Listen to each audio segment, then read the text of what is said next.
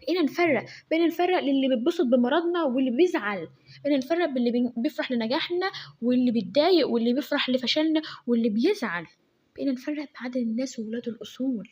بقينا نشوف في فرق في المواقف حتى، هتلاقي الناس ممكن لو أنت مرضت ممكن الناس اللي أنت متوقع إن هم يكونوا موجودين ما كانوش موجودين، واللي مش موجودين هم كانوا أول ناس،